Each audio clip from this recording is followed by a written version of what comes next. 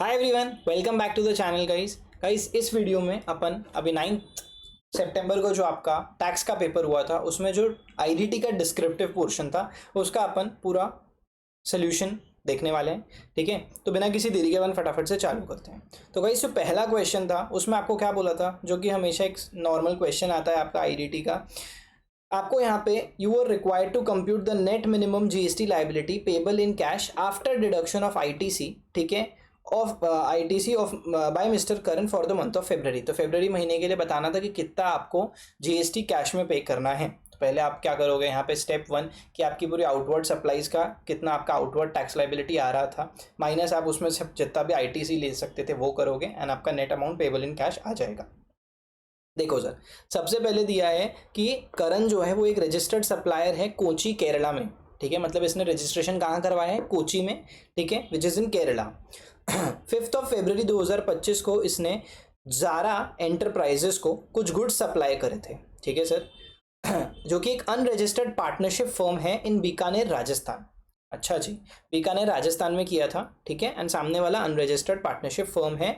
Discount of 10% was offered to Jara Enterprises on this invoice price of rupees 2 lakh। मतलब discount of 10% is offered. ठीक है, वो offer किया गया था at the time of supply, उसको ऑफर किया गया था एज पर अ प्री अग्रीमेंट। ठीक है sir, but not recorded in the invoice, but इसको इनवॉइस में रिकॉर्ड नहीं किया गया।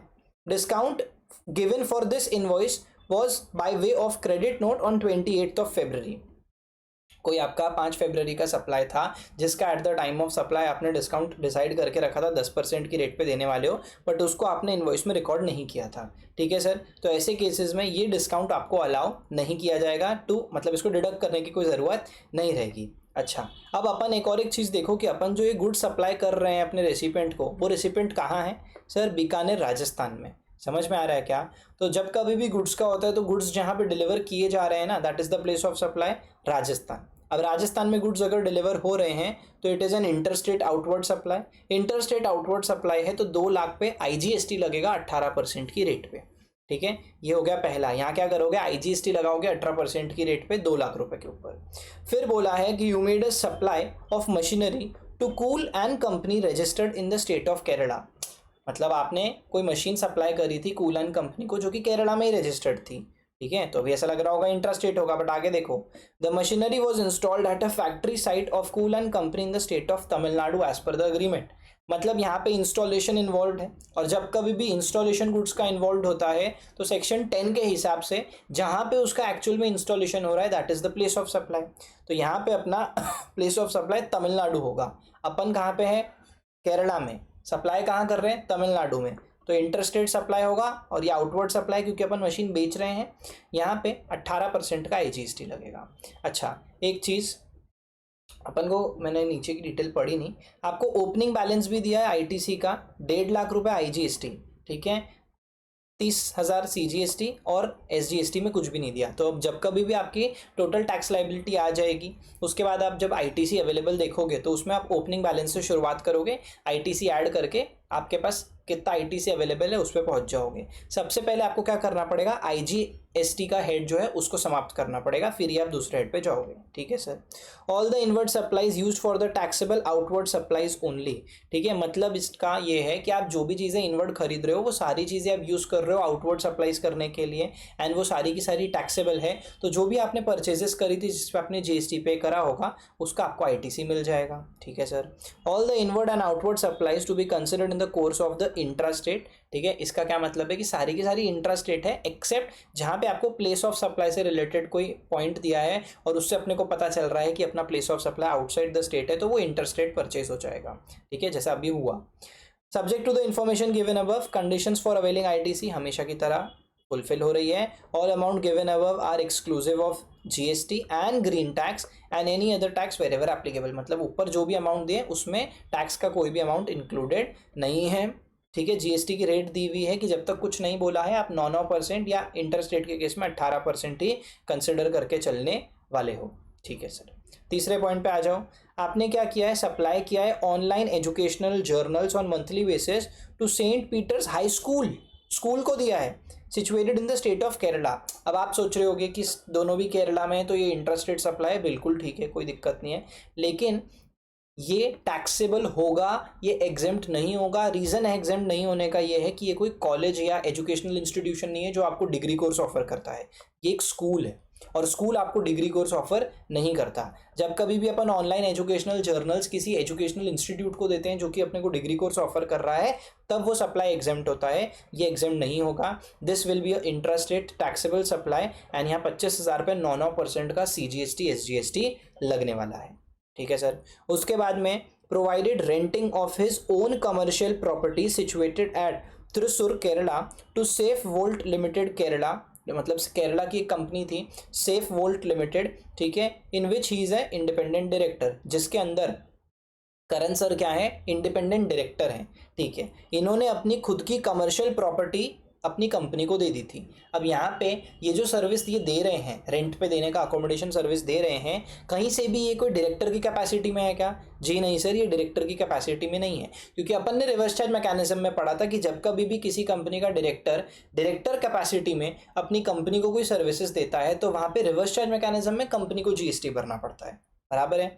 बट यहाँ पे रिवर्स चार्ज मैकेनिज्म नहीं लगेगा, यहाँ पे फॉरवर्ड चार्ज मैकेनिज्म लगेगा, क्योंकि यहाँ पे डायरेक्टर कैपेसिटी में नहीं बल्कि पर्सनल कैपेसिटी में सर्विस प्रोवाइड की गई है। तो 70,000 का इंट्रास्टेट सप्लाई जिसपे 9% की रेट से CGST SGST लगेगा, और ये भी एक आउटवर्ड सप्लाई होगा, ठीक है, ये भी एक provided supply outward intrastate outward supply होगा, ठीक है सर। एक मिनट, इसको अपन कॉपी पेस्ट, ठीक है, ओपन क्या बोल देते हैं, ये भी एक इंट्रास्टेट सप्लाई है, परफेक्ट सर, ठीक है, ये भी एक इंट्रास्टेट सप्लाई है, ये भी एक इंटरस्टेट आउटवर्ड सप्लाई है। इसके ऊपर तो अपन ने देखा ही था इंटरस्टेट आउटवर्ड सप्लाई, बहुत बढ़िया। इसके बाद क्या दिया है, इसके बाद दिया है कि supplied a consignment of office uniform to the Rasool tea estates situated at Munnar Kerala, ठीक है। इसका भी ये इंट्रास्टेट है, क्योंकि दोनों केरला में है, तो ये क्या होगा आपका क्या कहते हैं, इंट्रास्टेट आउटवर्ड सप्लाई होगा। अब नीचे ना यहाँ पे इन्होंने क्वेश्चन में ना एडिशनल इन्फॉर्मेशन में पॉइंट बोला है। पहला पॉइंट तो क्या है, ये वाला देखो, दूसरा पॉइंट पढ़ो, in respect of the supply made to Munnar being a hill station local levy of green tax, ठीक है, यहाँ पे ग्रीन टैक्स लग रहा है 10,000 रुपये का, जो कि करण जी ने चार्ज किया था in the invoice made to Rasool tea estates. तो ये जो 10,000 है ना, ये आपके value of tax, value of supply में ऐड होगा, क्योंकि taxes other than GST forms part of your value of supply, ठीक है सर, परफेक्ट। तो यहाँ पे आपका वैल्यू ऑफ सप्लाई में ये वाला पोर्शन ऐड हो जाएगा, और 2,10,000 पे आपको 9% की रेट से C और S लगाना पड़ेगा, CGST SGST, क्योंकि ये भी इंट्रास्टेट आउटवर्ड सप्लाई है। अब यहाँ पे आपने पेमेंट किया है टू मिस्टर मनीष। जब कभी भी आप पेमेंट कर रहे हो मतलब आपने कोई सप्लाई नहीं किया, आपने सप्लाई सर्विसेज लिए हैं, इनवर्ड सप्लाई है ये, ठीक है।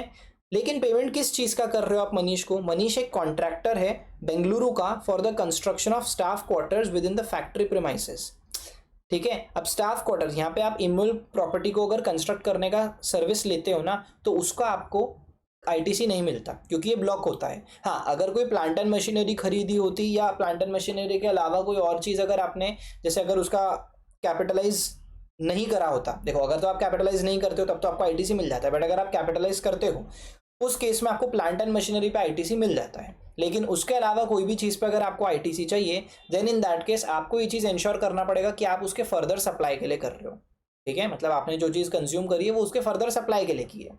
देखो एक एग्जाम्पल, अगर इसका मैं आपको एग्जांपल बताऊं तो कहाँ पे मिलेगा, आऊँगे ITC का चैप्टर, ITC का चैप्टर ये रहा। देखो अगर इसके वर्क्स कॉन्ट्रैक्ट में आप आओगे, क्या लिखा है वर्क्स कॉन्ट्रैक्ट में, ये रहा। देखो अगर आप कॉस्ट कैपिटलाइज नहीं करते हो तब तो ITC अलाउ हो जाता है, बट अगर कैपिटलाइज करते हो तो प्लांट एंड मशीनरी में अलाउ होता है। बाकी केसेस में अलाउड तभी होता है जब आप उसको फर्दर सप्लाई के लिए यूज़ कर रहे हो, बराबर है सर, ठीक है। अभी अपने केस में आ जाओ आप IDT के पार्ट पे। ठीक है। तो यहाँ पे जो है अपना अपन ने क्या किया है, स्टाफ क्वार्टर्स का खर्चा कैपिटलाइज कर रखा है बुक में, बट इस पे आईटीसी मिलेगा क्या, इस पे आईटीसी नहीं मिलेगा। कंफ्यूज करने के लिए बोला है कि आप डेप्रिसिएशन चार्ज नहीं करते। तो आप सोच रहे हो कि डेप्रिसिएशन नहीं ले रहे तो आईटीसी का लेके फायदा ले लेते हैं, बट नहीं मिलेगा क्योंकि ये कंस्ट्रक्शन रिलेटेड सर्विस है। प्लांट एंड मशीनरी होती तो आईटीसी मिल जाता था, यहाँ पे आपको आईटीसी नहीं मिलेगा। ठीक है sir, perfect. During the month, supply of 13,000 was made against the redemption of food coupons issued during the December 2024 for use against the specific pizza available in the food court by Mr. Karan in Kochi. Coupons were valid till Feb. अब ये क्या बोल रहा है, दिसंबर 2024 में आपने कोई coupons दिए थे, ठीक है, वाउचर्स दिए थे। जब कभी भी अपन वाउचर देते हैं तो उसमें टाइम ऑफ सप्लाई क्या होता है, अगर वाउचर देते वक्त ये अपन आइडेंटिफाई कर सकते हैं कि इस वाउचर को कहाँ रिडीम करना है, तो the time of issuance of the voucher will be the time of supply. और यहाँ पे क्लियरली बोला है against a specific pizza available, ठीक है, तो मतलब ये एक आइडेंटिफाइबल वाउचर होगा। तो इसका time of supply will be the date on which the voucher was in issued which is December 2024। तो ये तो आपके फेब 2025 के महीने को बिलोंग ही नहीं करता। तो ये जो आपका इंट्रास्टेट आउटवर्ड सप्लाई था जिसका दिसंबर 2024 was the time of supply, इसका फरवरी 2025 से कोई भी रेलेवेंस नहीं होने वाला है। ठीक है सर, परफेक्ट। इसके बाद बोला है कि in respect of the supply made to Munnar being a hill station local levy of green tax, ये वाला पॉइंट अपन ने ऊपर कंसिडर कर लिया है। Karan was advised by his accountant that since he is a director in the company to whom he has let out his property, GST is to be paid by the company under reverse charge, नहीं लगेगा क्योंकि वहां पे director capacity में नहीं दे रहा वो service, वो पर्सनल कैपेसिटी में दे रहा है। ठीक है सर, तो ये होता है आपका पहला क्वेश्चन समाप्त। यहाँ पे आपके पास आउटवर्ड सप्लाईज ही थी, सिर्फ एक आपके पास इनवर्ड सप्लाई था जिसपे भी आपको आईटीसी नहीं मिलेगा। बचता क्या है आपके पास, ओपनिंग बैलेंस बचता है, उसको आपको सबसे पहले आईजीएसटी के हेड को खत्म करना था और फिर आप सीजीएसटी को यूज कर सकते थे, बाकी जो भी पेबल होता वो आपका कैश में पेबल आ जाता था। चलो अब आओ आप लोग कहाँ पे, क्वेश्चन नंबर बी पे। क्वेश्चन नंबर बी क्या बोल रहा है कि भाई साहब messrs ABC corporation private limited है, रजिस्टर्ड डीलर ऑफ मुंबई, उसने आपको फरवरी महीने की इंफॉर्मेशन दी है और करना क्या है, यहाँ पे जीएसटी लाइबिलिटी कंप्यूट करनी है एबीसी कॉरपोरेशन प्राइवेट लिमिटेड की for the month of February, assuming that the rates to be 99% intra और इंटर के लिए 18%, all amounts given above are exclusive of GST and messrs ABC corporation private limited का जो turnover है वो 2 करोड़ था in the previous financial year. ठीक है सर, सबसे पहले बोला है कि आपने इंट्रास्टेट सप्लाई करा है टैक्सेबल गुड्स का, ठीक है, बिल्कुल कोई दिक्कत नहीं है, मतलब अपना आउटवर्ड सप्लाई है, आउटवर्ड सप्लाई में भी इंट्रास्टेट सप्लाई है तो 9% की रेट से सीजीएसटी एसजीएसटी लग जाएगा। लेकिन ब्रैकेट में लिखा है कि 50,000 was received as advance in January 2025 out of this 2 lakh. तो ये जो टोटल 2 लाख का आपने टैक्सेबल गुड्स इंट्रास्टेट बेचे थे उसमें से 50,000 का एडवांस पैसा आपको जनवरी महीने में मिल गया था। बट याद रखो मैंने आपको क्लियरली बताया था टाइम ऑफ सप्लाई में कि अगर अपना एडवांस रिसीव हुआ है तो वो गुड्स के केस में अपने को उसका कोई भी रेलेवेंस नहीं होता अनलेस एंड अनटिल वो गुड्स अपने एक्शनेबल क्लेम्स हो। ठीक है, तो जिस भी दिन एडवांस मिला उससे मुझे कोई फर्क नहीं पड़ेगा, ये पूरा का पूरा 2 लाख मेरे फरवरी महीने को बिलोंग करेगा। ठीक है सर, इसके बाद आपने क्या किया है, अकोमोडेशन सर्विसेज प्रोवाइड करी है इन मुंबई विथ चार्जेस पर person per month of 18,000 and ये कंटिन्यूस पीरियड का सर्विस है, ठीक है, जो आपने 99 डेज के लिए दिया है, इंट्रास्टेट है। आप सोच रहे हो कि इसको टैक्सेबल कर दो, बट इसका आपको एग्जेम्पशन करना पड़ेगा क्योंकि दोनों कंडीशन फुलफिल हो रही है। एक तो आपका जो अकोमोडेशन सर्विस है उसका चार्ज 20,000 रुपये से कम है एंड कंटिन्यूस पीरियड जो है वो 90 दिन से ज़्यादा है। ठीक है, तो ये आपका एग्जेम्प्ट होगा। ठीक है, इस पर आपको जीएसटी भरने की ज़रूरत नहीं है क्योंकि था अगर होता ये सप्लाई टैक्सेबल तो ये आउटवर्ड होता, उस पर जीएसटी भरना पड़ेगा नहीं। अगला क्या है, रिसीव किया है आपने रोकड़ा for the services by way of pure labour contracts for repairing, construction नहीं बोला, रिपेयरिंग बोला है, of a single residential unit otherwise than as part of a residential complex. तो ये आपका टैक्सेबल होगा क्योंकि अगर यहाँ कंस्ट्रक्शन वर्ड आता तो it would have been a pure labour का सर्विस और वो होता था एग्जेम्प्ट, बट यहाँ पे रिपेयरिंग बोला है तो देयरफॉर ये आउटवर्ड सप्लाई आपका होगा टैक्सेबल, जिस पे टैक्स लगेगा 9% CGST SGST because it is a intrastate supply. ठीक है, तो अभी तक अपन ने 18,000 ऊपर कर दिया, 4,500 यहाँ पे कर दिया। इसके बाद में बोल रहा है कि प्रोफेशनल फीस आपने पे करी थी for the taxable services to miss Udaan Mehta. Udan Mehta जो भी है located in non taxable territory, मतलब ये इंडिया के बाहर रहते हैं, ठीक है सर। ये एक इंटर स्टेट ट्रांजैक्शन है, आपने कोई सर्विसेज प्रोफेशनल सर्विसेज इंपोर्ट करी है जिसके बदले में आपने रोकड़ा भी दिया है 70,000 रुपये, तो this would be a supply. अब यहाँ पे टैक्स आपको आरसीएम में भरना पड़ेगा, मतलब कैश में भरना पड़ेगा, ठीक है। तो ये एक आईटीसी यहाँ पे आएगा at the rate 18% under the head IGST. कितने का? इस पे 18% आएगा 12,600 का। बट ये 12,600 को याद रखना, आपको कैश में भरना पड़ेगा। मतलब आप करोगे क्या, देखो मैं आपको बताता हूँ। सबसे पहले 2 लाख के ऊपर आपका, ये 2 लाख के ऊपर 18,000 पेबल आएगा, ये वाला एग्जेम्प्ट है। फिर इस पे भी 9% के रेट से 4,500 पेबल आएगा, तो टोटल जीएसटी पेबल 22,500 का आएगा। उसमें से आप क्या करोगे, आईजीएसटी में से ये 12,600 को आप इक्वली डिवाइड कर लो और 6,300 दोनों भी जगह से माइनस कर लो, ठीक है। इफेक्टिवली 16,200 का अमाउंट आएगा, that will be payable in cash. इसके अलावा ये वाला भी अमाउंट तो आप ऐसे ही बताओगे ना कि कैश में पे हुआ है, तो इवेंचुअली आपको आईजीएसटी एड में 12,600 और सी और एस में आपको 16,300 का अमाउंट बताना पड़ेगा एज 16,200 आई गेस, हाँ 16,200 का बताना पड़ेगा पेबल इन कैश, ठीक है। क्वेश्चन इजी था। अभी तक मैं आपको बताऊं ना तो कहाँ ट्विस्ट हो सकता था, एक ये वाले पार्ट में कि इसको आप आरसीएम में कंसिडर करना भूल जाते थे, ठीक है। ये वाला एक पार्ट कंफ्यूजिंग था, मतलब यहाँ गलती हो सकती थी। बाकी ये अगर किसी ने ढंग से नहीं पढ़ा होगा तो इसमें गलती हो सकती थी। ये वाला तो नॉर्मल था, प्रोवाइडेड आपको वो गुड्स वाली चीज़ याद हो। यार ऐसे तो देखो, इसीलिए आईडीटी का जो पार्ट था वो थोड़ा एवरेज था। अभी अपन ने जो पिछला क्वेश्चन देखा 5 में से हर मार्क में कहीं ना कहीं उसने एक ट्विस्ट था, ठीक है। ये वाले क्वेश्चन में ग्रीन टैक्स ऐड होगा, ये बिल्कुल ठीक है। हाँ, ये इंडिपेंडेंट डायरेक्टर इसने अपनी पर्सनल कैपेसिटी में दिया है, यहाँ आरसीएम नहीं लगेगा, एक ये पॉइंट अच्छा था। इसके अलावा अगर किसी को प्लेस ऑफ सप्लाई ढंग से नहीं पड़ा होगा तो यहाँ गलती हो सकती थी। ये डिस्काउंट वाले में आप एरर कर सकते थे, और ये वाला भी क्वेश्चन तो अच्छा था, that is why IDT was average. चलो अब आओ आप लोग नेक्स्ट क्वेश्चन पे। ये बोल रहा है कि Veer trading private limited registered entity है जीएसटी में, जयपुर राजस्थान में, engaged in wholesale trading of various sports item, ठीक है भैया। फरवरी महीने की उसकी इनवर्ट सप्लाईज की डिटेल दी है, मतलब अपने को करना क्या है, we need to determine the amount of ITC that can be availed by VTPL for each individual item as well as total eligible ITC for the month of February, ठीक है। अज्यूम ये करना है कि all the transactions above are in the course of intrastate, मतलब intrastate है यानी कि आईजीएसटी नहीं, आईजीएसटी का रोल नहीं आएगा। इंफॉर्मेशन गिवन अबव के हिसाब से you have to assume that all the other conditions necessary for availing the ITC have been fulfilled and all the suppliers are registered under the regular scheme, ठीक है sir. आ जाओ फटाफट से अपन देखते हैं क्या क्या अपने इनवर्ट सप्लाईज है।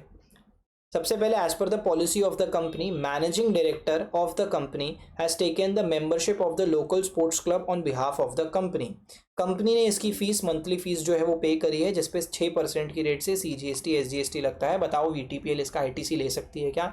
पहली बात तो ये मैनेजिंग डायरेक्टर है, एम्प्लॉयज़ नहीं है, तो ये ब्लॉक क्रेडिट में आएगा। अच्छा, आप अगर सोच रहे होगे कि सर अगर ब्लॉक क्रेडिट में तो तब होता है, अब उसमें तो बोला था कि अगर आपके ऑब्लिगेशंस हैं तो अपन क्या कर सकते हैं, आईटीसी ले सकते हैं, बट वो स्टैट्यूटरी ऑब्लिगेशंस होता है, ठीक है। आपके आपस में कंपनी के और उसके एम्प्लॉयज़ के बीच में क्या कॉन्ट्रैक्ट है या उनके टर्म्स एंड कंडीशन क्या बोलते हैं, उससे हमको कोई फर्क नहीं पड़ता। स्टैट्यूटरी ऑब्लिगेशन अगर आएगा तो कंपनी उसका आईटीसी ले सकता है, यहाँ पे आपको आईटीसी नहीं मिलेगा।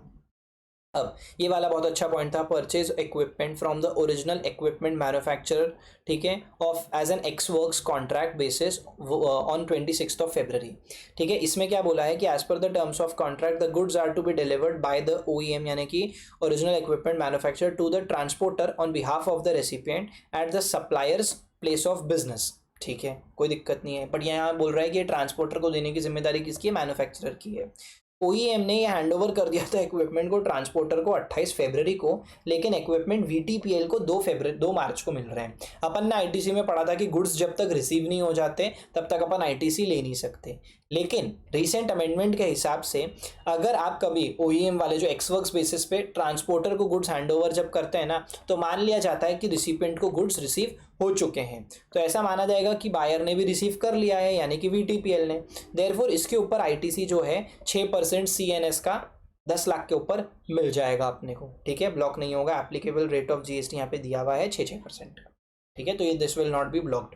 इसके बाद बोला है, ये बहुत अच्छा पॉइंट था, 5th ईयर ऑफ इनकॉर्पोरेशन था, वीटीपीएल ने एक इवेंट अरेंज करा था, ठीक है, जिसके लिए इन्होंने मेसर्स दक्ष इवेंट कंपनी को हायर करा, ठीक है, और इन लोगों ने क्या बोला कि हम आपको इवेंट का ऑर्गेनाइजेशन का सर्विस देंगे। इन्होंने एक सिंगल प्राइस चार्ज किया for the event as 2.5 lakh रुपए का, जिसमें फूड एंड बेवरेजेस का 40,000 रुपए का खर्चा इंक्लूडेड था as per the general trend.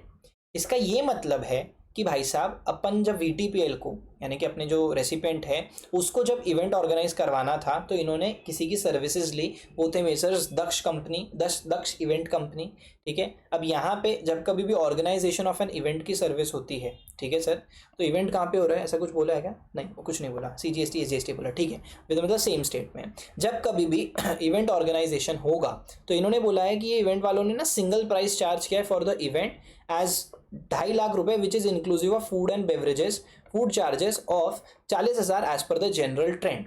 मतलब जनरली ऐसा होता है कि इवेंट की सर्विसेज के साथ खाना पीना भी साथ में होता है, और ये तो ऑब्वियस सी बात है। और यहाँ पे क्योंकि सिंगल प्राइस चार्ज किया है, therefore it will be a composite supply, and composite supply में यहाँ पे मेन काम खाना पीना नहीं है, इवेंट ऑर्गेनाइजेशन की सर्विस है, तो अपना प्रिंसिपल सप्लाई इवेंट ऑर्गेनाइजेशन का सर्विस होगा, जिसपे आईटीसी बिल्कुल भी ब्लॉक होता नहीं है। इवन दो आपके फूड एंड बेवरेजेस पे आईटीसी ब्लॉक होता है, अनलेस एंड अनटिल कोई ऑब्लिगेशन हो, ठीक है, एम्प्लॉयर की, तो भी यहाँ पे आपको ये 40,000 के ऊपर भी आईटीसी मिल जाएगा, क्योंकि it is a composite supply, ठीक है। तो 2.5 लाख के ऊपर आप 9% की रेट से CGST SGST में आईटीसी ले सकते हो। उसके बाद आपने एक ट्रक परचेस करा था, अब यहाँ पे भी एक एरर हो सकता है, देखो क्या लिखा है, घुमाया है आपको इंस्टीट्यूट ने, एक ट्रक परचेस करा है, ठीक है, जिसका रेट ऑफ टैक्स क्या है, CGST SGST 14% दिया हुआ है। आपने क्लेम करा है 2,10,000 रुपए as depreciation under the income tax act 1961, ठीक है। कैसे 2,10,000, 14 लाख पे 15%, ठीक है सर, कोई दिक्कत नहीं है। अब आप सोच रहे होगे कि इस पे आईटीसी नहीं मिलेगा क्योंकि आपने डेप्रिसिएशन ले लिया है, बट ध्यान से देखो, ये जो 14 लाख का अमाउंट है ना, this is exclusive of tax. कैसे पता सर? ऊपर लिखा है एक्सक्लूडिंग टैक्सेस, ठीक है, एक्सक्लूडिंग टैक्सेस लिखा था, विच मीन्स यहाँ पे टैक्स का अमाउंट इंक्लूडेड नहीं है, और आपने 14 लाख पे डेप्रीसिएशन लिया है, मतलब आपने टैक्स कंपोनेंट पे डेप्रीसिएशन नहीं लिया है, और क्योंकि आपने टैक्स कंपोनेंट पे डेप्रीसिएशन नहीं लिया है तो आप उसका आईटीसी बिंदास ले सकते हो। तो 14 लाख के ऊपर आपको 14% CNS के हिसाब से IG अपना CGST SGST में आईटीसी मिल जाएगा, ठीक है। कितना आएगा वो? 1,96,000 वो रहेगा।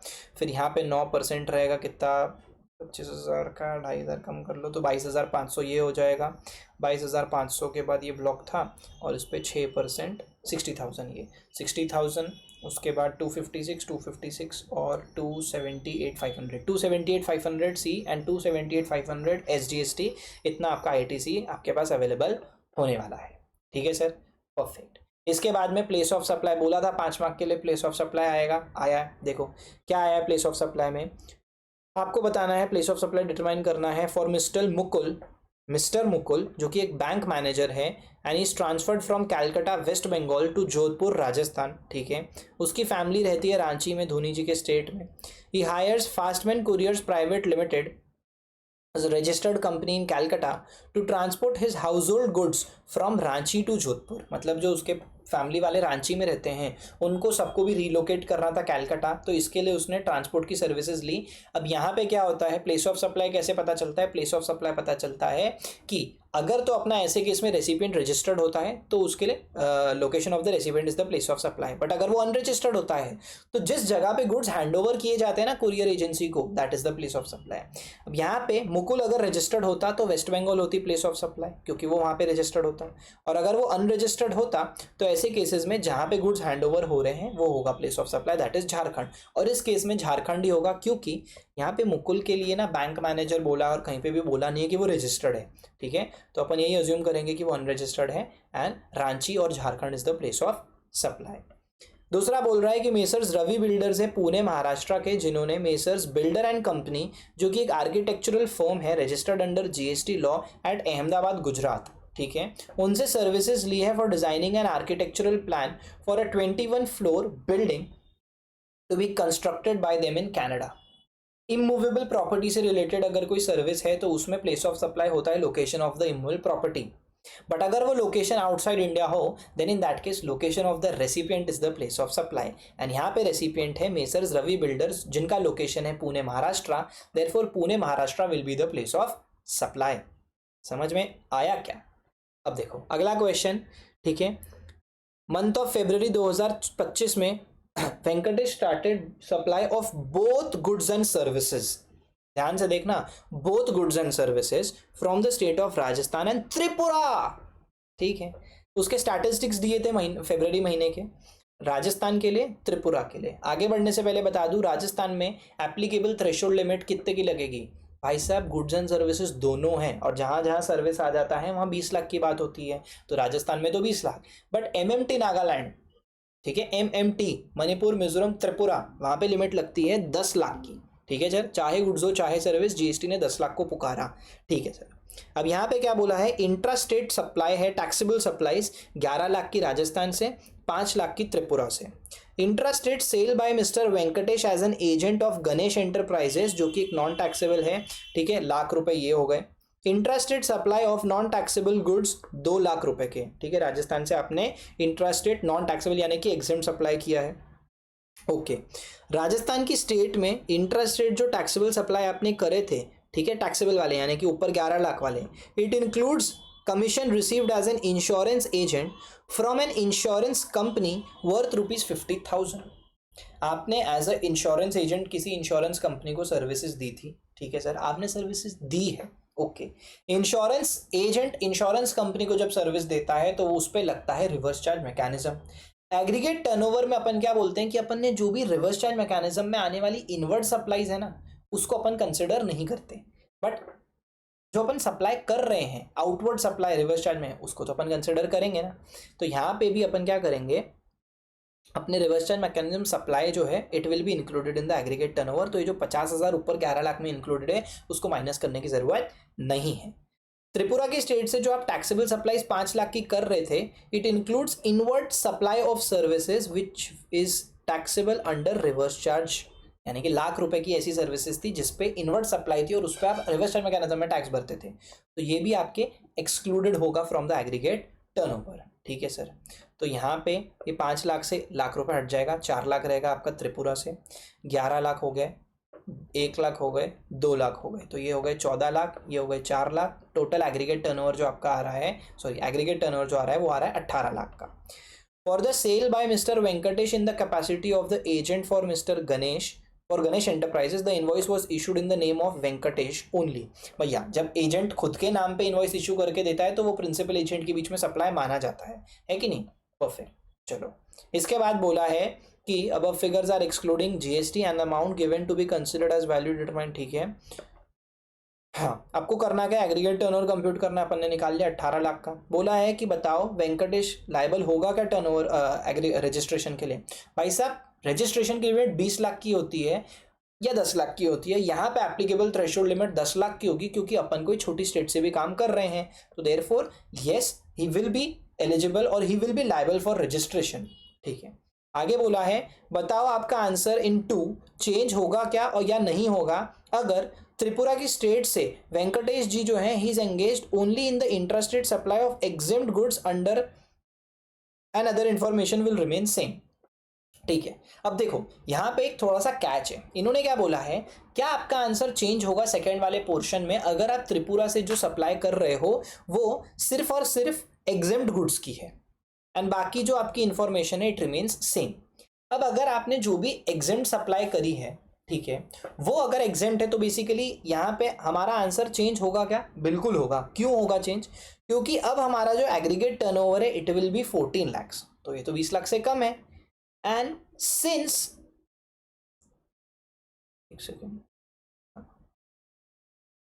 इट्स लेस देन, ये लेस देन होगा, मैंने गलती से ऐसा कर दिया है, ये लेस देन होगा क्योंकि लेस देन 20 है, therefore no required for registration, तो आंसर चेंज होगा। यस आंसर चेंज होगा। अच्छा पहले अपने को रजिस्ट्रेशन कराना था, अब हमारा आंसर चेंज होगा क्योंकि अब हमारा टर्नओवर क्या है 14 लाख हो जाएगा। क्यों सर 14 लाख हो जाएगा?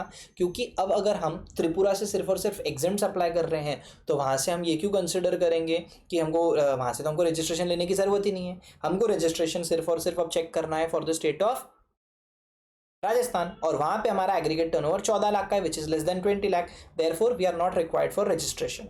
लेकिन एक और एक अजम्पशन है, अजम्पशन ये है कि क्योंकि अपन इनवर्ट सप्लाई तो कर रहे हैं ना, इन्होंने क्या बोला है, other information will remain same. अगर कोई चाहे या अगर कोई किसी का दिमाग ऐसा दौड़ता है तो वो ये भी तो अज्यूम कर सकता है ना कि आपने जो इनवर्ट सप्लाई करी है त्रिपुरा की स्टेट में, वो तो रिवर्स चार्ज मैकेनिज्म में है, एंड क्योंकि रिवर्स चार्ज मैकेनिज्म में है तो आपको रजिस्ट्रेशन तो करना ही पड़ेगा, तो हमारा आंसर चेंज नहीं होगा। ये भी एक तरीका था ऑल्टरनेटिव अजम्पशन। ठीक है, अब देखते हैं सजेस्टेड में इंस्टीट्यूट क्या बोलता है। उसके बाद क्या बोला था, state in brief the requirements of the generation of e way bill with reference to section 138 subsection 1। अरे बकवास, ठीक है। Also discuss in brief the provision of generation of e way bill in case of the supply of goods. सबसे पहले तो अपना अगर movement inter state होता है एक स्टेट से दूसरे स्टेट, या फिर मूवमेंट जब कभी भी अपन करते हैं और अपना कंसाइनमेंट का वैल्यू अगर 50,000 से ज़्यादा होता है तो अपन ई वे बिल जनरेट करते हैं। कैसे जनरेट करते हैं भाई, अपने को एक रेफरेंस नंबर जनरेट करना पड़ता है, उसका प्रोसीजर 138(1) का। उसके अलावा बिल टू शिप टू में आपका सप्लाई एक ही बार होता है तो आपको ई वे बिल एक ही बार जनरेट करना पड़ता है। ठीक है, ई वे बिल का डायरेक्ट क्वेश्चन था, मैं आपको दिखाऊं क्या ये क्वेश्चन, कहाँ गया ये क्वेश्चन, एक सेकेंड। ई वे बिल, ये देखो ई वे बिल का क्वेश्चन है 138(1), ये देखो आपका कंसाइनमेंट वैल्यू 50,000 से ज़्यादा होता है इंक्लूसिव ऑफ जीएसटी, ठीक है, तो करना पड़ता है। उसके बाद एक यूनिक एनरोलमेंट नंबर जनरेट करना पड़ता है, ठीक है, to generate the E way bill. हाँ, उसके अलावा क्या दिया है, E way bill must be generated before, movement चालू होने के पहले करना पड़ता है, जो बंदा मूवमेंट कॉज कर रहा है उसको करना पड़ता है। ठीक है, एंड कुछ केसेस में even if the value is less than 50,000 तो भी करना पड़ता है। कब सर, अगर आप इंटर स्टेट ट्रांसफ़र कर रहे हो, ठीक है, हैंडक्राफ्टेड गुड्स का या प्रिंसिपल टू जॉब वर्कर को, तो ऐसे केसेस में E way bill is required even if the value is less than 50,000। अब बात कर ले अगर अपना बिल टू शिप टू के केस में, तो भाई साहब यहाँ पे single E way bill is to be generated, supplier और द इंटरमीडिएट सप्लायर को जनरेट करना पड़ता है, रिसिपेंट को करने की ज़रूरत नहीं है। ठीक है सर, अब आ जाओ आप लोग नेक्स्ट क्वेश्चन पे। नेक्स्ट क्वेश्चन क्या था, ये रिपीट क्वेश्चन मैंने मैराथन में कराया भी था और ये पहले भी एग्जाम में आ चुका है। सबसे पहले तो बताया है कि रूल 86B क्या बोलता है, it imposes certain restrictions on the use of the amount available in the credit ledger if the value of the taxable supply is more than 50 lakh in 1 month. क्या बोलता है, ये बोलता है कि अगर किसी भी महीने में आपका वैल्यू ऑफ सप्लाई 50 लाख रुपए से ज़्यादा का है तो उस केस में आपकी जो भी आउटवर्ड लाइबिलिटी है ना, ठीक है, उसका आप मैक्सिमम 99% क्रेडिट लेजर से डिस्चार्ज कर सकते हो, कम से कम 1% तो आपको कैश लेजर से करना पड़ेगा। ठीक है sir, read the above statement with reference to the provision and discuss in brief the nature of the restrictions imposed, बता दिया, साथ ही साथ उसके एक्सेप्शंस भी बताने हैं। तो एक्सेप्शन क्या बोलता है, एक्सेप्शन बोलता है कि अगर आपने कोई कंपनी के, आप अगर डायरेक्टर वगैरह हो या पार्टनरशिप फर्म के पार्टनर हो, मैनेजिंग पार्टनर, और आपने अगर पिछले 2 साल के इनकम टैक्स रिटर्न फाइल करे हैं जहाँ पे आपने कम से कम 2 लाख रुपए का इनकम टैक्स भरा है, ठीक है, या फिर आप यही फुलफिल कर देते हो कि कम से कम 1% आप कैश लेजर से भर देते हो, ठीक है, या फिर सर आप रिफंड क्लेम करते हो इन्वर्टेड ड्यूटी स्ट्रक्चर से या आपके एलयूटी वाला रिफंड, उसमें रिफंड आपका लाख रुपए से ज़्यादा का होता है, देन इन सच केसेस आपको ये रिस्ट्रिक्शन एप्लीकेबल नहीं होता।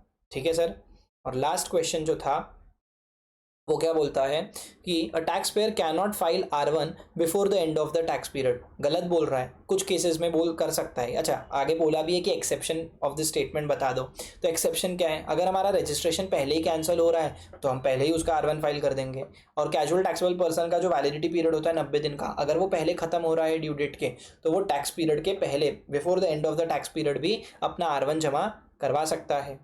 इसके अलावा कुछ ऐसे 4 सर्कमस्टांसेस बताने थे कि जहाँ पे एक रजिस्टर्ड पर्सन जो है वो R1 में या इनवॉइस फर्निशिंग फैसिलिटी में अपनी आउटवर्ड सप्लाई की डिटेल फर्निश नहीं कर सकता। ऐसा कब होता है, रिटर्न्स के चैप्टर में फर्स्ट पेज पे ही दिया हुआ है। अगर आपने पिछले प्रीवियस टैक्स पीरियड का 3B जमा नहीं करा, 3B फाइल नहीं करा है, ठीक है, आपने अपना valid bank account detail furnish नहीं करा है, 88C में आपको GSTR 1 या फिर 3B के दोनों R1 और 3B के मिसमैच की कुछ नोटिस आई है, इंटीमेशन आया है, जिसका आपने 7 दिन में जो भी पेमेंट करना था वो पेमेंट नहीं किया है या फिर उसका रिप्लाई नहीं दिया है, या 88C में आपको 3B 2A मिसमैच का इंटीमेशन आया है जिसका भी आपने 7 दिन के अंदर रिप्लाई नहीं दिया है, तो ऐसे केसेस में आप R1 में अपनी डिटेल्स फर्निश नहीं कर सकते हो।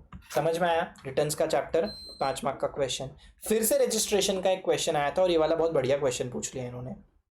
क्या बोला कि अनरजिस्टर्ड पर्सन है with an aggregate turnover up to the threshold limit of registration, क्या बात है, and supplying goods through an e commerce operator are exempted from obtaining the registration, बिल्कुल सही है, but subject to fulfilment of certain conditions.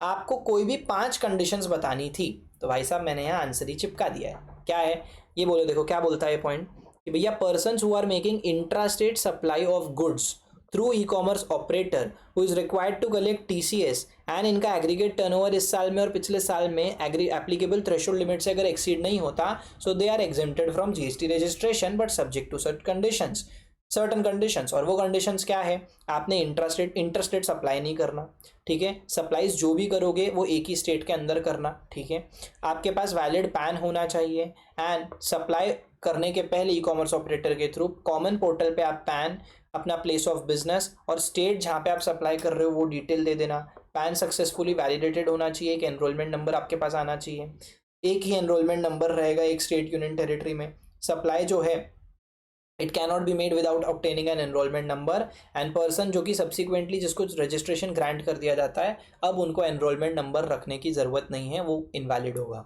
ठीक है। इसमें से कोई भी 4-5 बातें आप लिख देते थे आपका काम हो जाता था। समझ में आया क्या? इसी के साथ अपन ने 36 मिनट्स में पूरा का पूरा आईडीटी का पेपर भी सॉल्व कर लिया है। आई होप आपको इससे हेल्प हुई होगी एंड आप फिगर आउट कर पा रहे होगे कि भैया हमारा क्या होने वाला है, जो भी होने वाला है बहुत अच्छा होने वाला है एंड आपके अच्छे के लिए होने वाला है, ठीक है, it will be in the best of your interest. अगर बाय एनी चांस आपको ये चीज़ रियलाइज हो चुकी है कि there are chances that you will not be able to clear the exam, guys बिल्कुल भी टेंशन लेने का ज़रूरत नहीं है, अपन इस बार पक्का निकाल लेंगे एंड अब की बार अपन और धांसू कंटेंट लेकर आएंगे जिसके वजह से आप बहुत अच्छा खासा रिवीजन कर पाओगे और आपका अगला अटेम्प्ट बाय एनी चांस अगर ये अटेम्प्ट में नहीं निकलता तो अगला अटेम्प्ट 100% निकल जाएगा बहुत अच्छे मार्क्स से, ठीक है। तो accept what it is, accept the fact and बिल्कुल टेंशन लेने का ज़रूरत नहीं है। और अगर आप लोग को ऐसा लग रहा है कि आपका पेपर बहुत अच्छा हुआ था, आपने सारी चीज़ें करेक्ट करी है तो कॉन्ग्रेचुलेशंस, आप लोग मुंबई आ रहे हो, मेरा मतलब आप लोग फाइनल में आ रहे हो, ठीक है। सो मिलता हूँ आपसे बहुत ही जल्दी नेक्स्ट वीडियो में। अगर ये वीडियो से आपको हेल्प हुई है, आपको एक रिलैक्सेशन मिला है, ठीक है, फील गुड आ रहा है कि भैया हमारा तो पेपर बढ़िया हुआ है, तो please please please make sure that you hit the like button. Channel पे नए हो तो चैनल को सब्सक्राइब ज़रूर करके जाना, ठीक है, नोटिफिकेशन बेल आइकन को प्रेस कर देना, राइट, एंड आपके बाकी जो भी फ्रेंड्स हैं, ठीक है, उनके साथ इस चैनल को शेयर ज़रूर कर देना। बाय एनी चांस आपने एग्जाम्स के दौरान आपने मेरा कोई मटेरियल रेफ़र करा था, मेरे रिविजन वीडियो अगर रेफ़र करे थे और उससे अगर आपको कोई भी हेल्प हुई थी तो I am all years for your feedback and मेरे को बहुत अच्छा लगेगा आप लोग अगर अपने तरफ से जो भी आपको मैसेज है, ये अगर आपको कुछ इम्प्रूवमेंट लगता है कि मैं और इम्प्रूव कर सकता हूँ या मैंने आपकी किसी भी तरीके से हेल्प करी है तो please please please make sure that you let me know कि क्या चीज़ आपको हेल्पफुल थी एंड कितना हेल्पफुल था, ठीक है। तो it will motivate me and बाकी आपके जो जूनियर्स हैं जो अपकमिंग अटेम्प्ट के लिए तैयारी कर रहे हैं उनके साथ इस चैनल को शेयर ज़रूर कर देना क्योंकि और बहुत ज़्यादा कंटेंट आने वाला है with respect to CA inter taxation, ठीक है। मिलता हूँ आपसे बहुत ही जल्दी नेक्स्ट वीडियो में, तब तक के लिए all the very best and धूम मचाते रहो, बाय।